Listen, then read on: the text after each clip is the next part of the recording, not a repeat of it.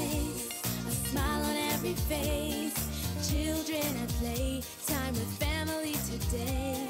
Someone fill my plate, homemade bread, I can't wait. I can't get enough, I will always stay in touch with my Bahamaland, yeah. Rare Voice introduces Bahamaland, an unlimited nationwide calling plan for only $5 a month. So call home today and connect again with Bahamaland. Home never felt so close. My Bahamaland, yeah. The Bahamas Crisis Center speaks out against Leslie Miller's domestic violence joke. Meanwhile, Miller pledges a donation in the wake of his jest fallout. Plus, concerns over the upcoming constitutional referendum and another fire at the city dump. We've got those stories and a whole lot more coming up tonight. I'm Dana Smith, and NV12 starts now.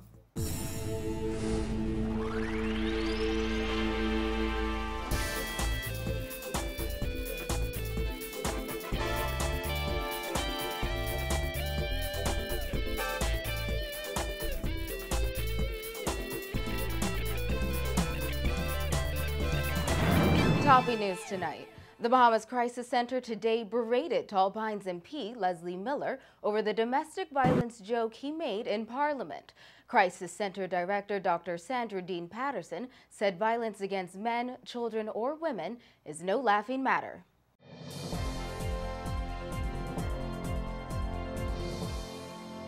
To hear leaders and respected parliamentarians joke about behavior such as this only serves to reinforce perpetrators in their belief that they have a right to beat women. And it feeds into the misogynistic attitudes that many people have that objectify and sexualize women. In the House of Assembly on February 20th, Miller said he had a girlfriend who he used to beat, and when he didn't beat her, she would tell him he didn't love her anymore. When questioned if he was joking by the Speaker of the House and other MPs, Miller said he was serious. Miller has since apologized for his comments and explained the remarks were said in jest. However, Dean Patterson said although she commends Miller for taking responsibility for his words, joking about a matter as serious as domestic violence only serves to perpetuate the issue. Domestic violence continues because perpetrators choose their behavior. They choose to rape, to beat, to sexually assault, to psychologically assault.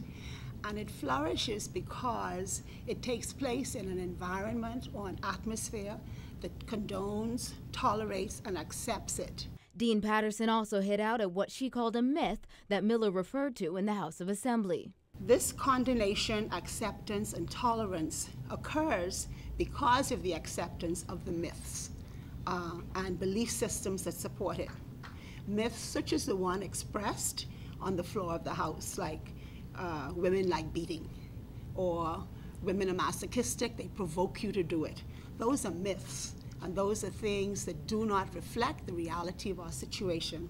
Dean Patterson said such myths support, validate, and justify perpetrators in their belief that they are right to abuse their partners. They also imprison the victims in abusive relationships and make them believe they don't have a right to live a life free from violence.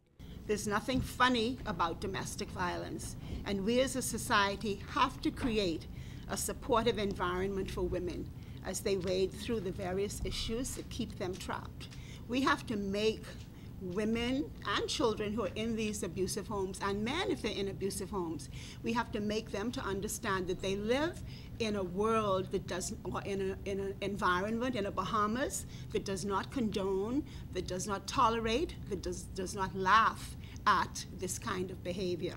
Dean Patterson said there are good men and good women in the nation, and it's their voices that need to be heard. She explained the nation has a collective responsibility to eradicate violence. She said for evil to survive, all that has to happen is for good people to say and do nothing when they see and hear it. Crisis Center volunteer Durand Thompson also condemned Miller's joke. He also hit out at members of Parliament for laughing at it. He said that's a reflection of society and abuse is too common for it to be made a joke of. What happened in the House of Assembly was really a reflection of our community at large. We are too accepting of domestic and sexual violence. And that government is just a reflection of the people. It's as simple as that. When the comments were made, we heard laughter. That's no way. It's no laughing matter. It's a very, very serious matter, abuse. A crisis center supporter also called on Prime Minister Perry Christie to publicly denounce the comment. Leslie Miller has apologized for comments he made in the House of Assembly about physically abusing an ex-girlfriend and promised to donate at least $1,000 to the Bahamas Crisis Center. Miller came under fire after a Nassau Guardian story on Wednesday highlighted those comments. He stopped by Guardian Talk radio show Reality Check with Chrissy Love to apologize to all women. I am sorry for being misconstrued with the words that I use in indicating to those members of Parliament that they were disingenuous when they indicated the love that they had for the Bahamian fishermen, when we changed the rules for the sports fishermen by 80% and they put it back to where it was. That's all I was trying to make a comparison. It was a bad analogy and I apologize. But every Bahamian woman know that if one man in this country who loved them and who looked out for them is Leslie Miller, and that ain't gonna never change. Miller told laughing parliamentarians that when he didn't beat his girlfriend, she questioned whether he still loved her. He later claimed those remarks were made in jest and that he has never abused a woman in his life. In fact, he said he visited the victim of a hit-and-run accident every week while she was in the intensive care unit at Princess Margaret Hospital. It was taken out of context, right? And I decided, let me let this go to rest, like put it away, to clear the air, so y'all don't continue to kill me every day. So I apologize, even though every woman in this country and every man knows that if there's one person in Parliament who looks out for their welfare and who speaks on behalf of women is Leslie Miller. And you know that. The young lady, remember whose son got killed? You know how long she was in the hospital? And nobody from the press went and visited her. She was there for 6 weeks in Princess Margaret Hospital. She was in intensive care for 3 weeks. Every single week, Barn and I went and visited her, stayed at her bedside for at least a half hour, took her flowers, took her in shore, and I was there until she left the hospital, till she went back to Abaco with her mommy, and they called me every week to say thanks. As an apology to the Bahamas Crisis Center for his abuse remarks, Miller said he would make a donation next week. I will make a donation to them because I compete and I support them every year in their road race that's coming up. And you could ask Dr. Patterson. I'm there every year.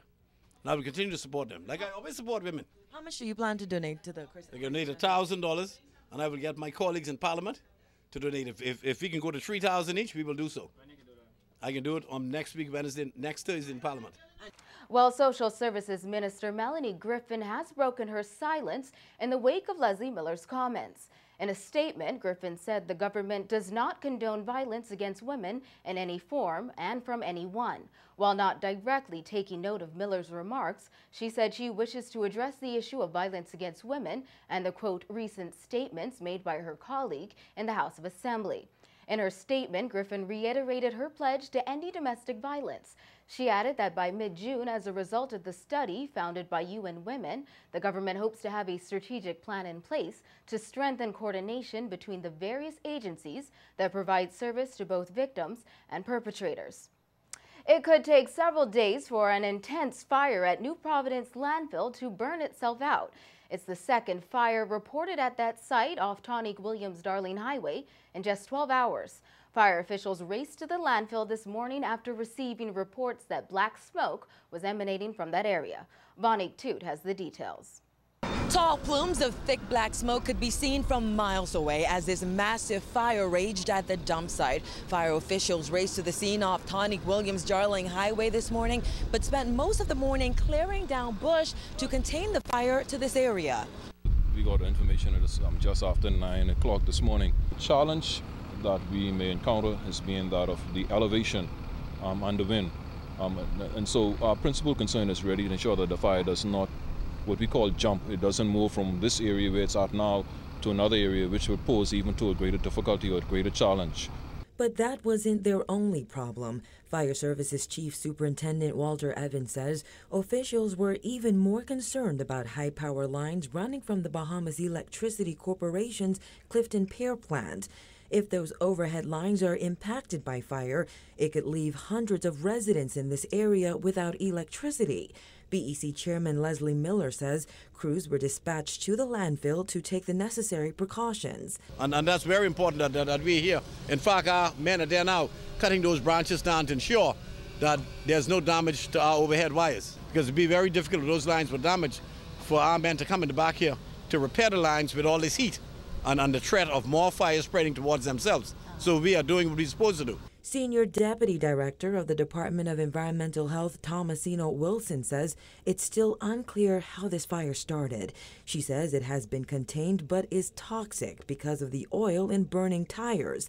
Wilson expects the blaze to burn itself out by next week. This is intense. This is intense. Anytime you have a rubble fire like this, it is intense. It'll take at least 3 to 5 days to get it's contained, but to get it actually out. The fire chief says this is the second fire at this dump site in 12 hours.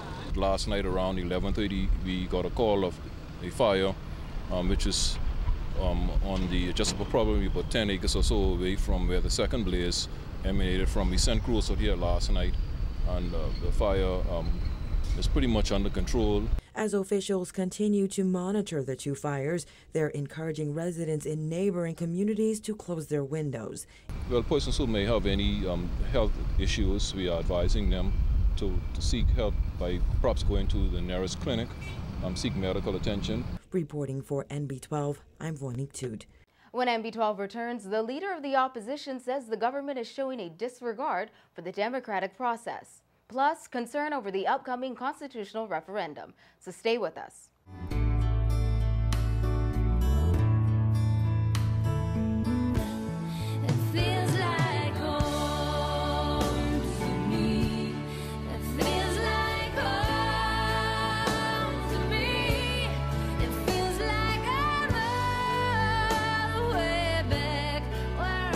Commonwealth Bank's Oaksfield branch, newly renovated to better serve you. Commonwealth Bank, leader in personal banking services. There are fish sandwiches. Then there's the perfect fish sandwich from KFC Nassau. We've brought the deep flavors of the sea to you with the new Fisher's Sandwich. A perfectly prepared fish fillet, our spicy and peppery sauce, crisp lettuce and cheese on an 8-inch hoagie bun. Add fries and the drink for a satisfying combo. KFC's Fisher's Sandwich, here for a limited time at KFC Nassau. So good!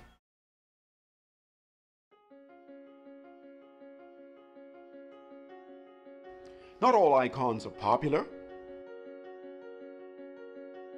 They don't all make the national news or possess extraordinary talent, but they all make an extraordinary impact on their industries through hard work, discipline, and a commitment to being the best they can be.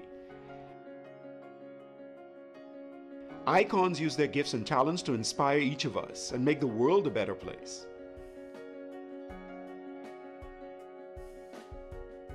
We're fortunate to have citizens that do amazing things to better the Bahamas.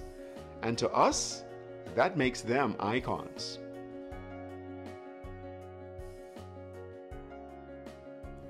Now you can make a difference in the lives of your own icons. Submit them for consideration at BahamianIconAwards.com. Welcome back.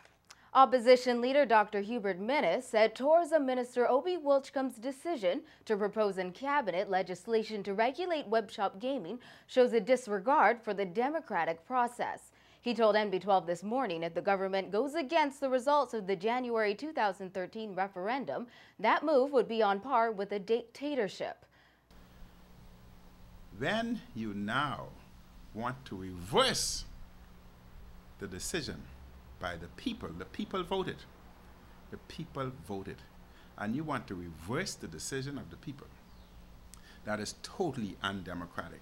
Minnis recalled a phrase said by former Prime Minister Sir Lyndon Pinling that the, quote, voice of the people is the voice of God. Minnis said the current PLP administration is now going against the words of its former leader and the voice of the people. Minnis predicted this would contribute to a lack of confidence in future referenda. The people would wonder, why should they go out and vote again? When this government, they voted on an issue and this government is prepared to reverse the decision of the people. This government is displaying utter dictatorship. They are not for the people. They're not listening and abiding by the voices of the people. This is a serious, serious situation.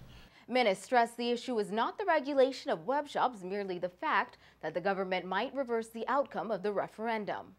I'm not speaking about web shop.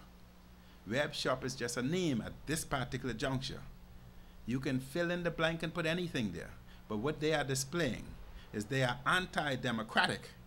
And you, the people, who are their employer, your employee is telling you that you have given them a directive, and your employee is telling you, we will ignore your directive and we will do what is necessary for us. Noted businessman Dionisio de Aguilar has also voiced his concern over future referenda in the wake of the web shop proposal that would go against the results of last year's gambling referendum. De Aguilar said his concern is especially geared towards the upcoming constitutional referendum that would remove the double standard as it relates to a Bahamian woman's ability to pass citizenship on to her children.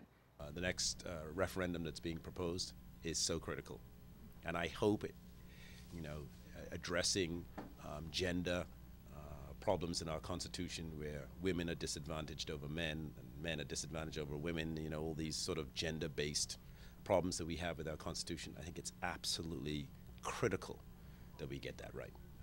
De Aguilar said it's unfortunate that there will be people who will not vote in the referendum as a result of the government's latest web shop decision. He said the Prime Minister should come forward and highlight the importance of the upcoming poll.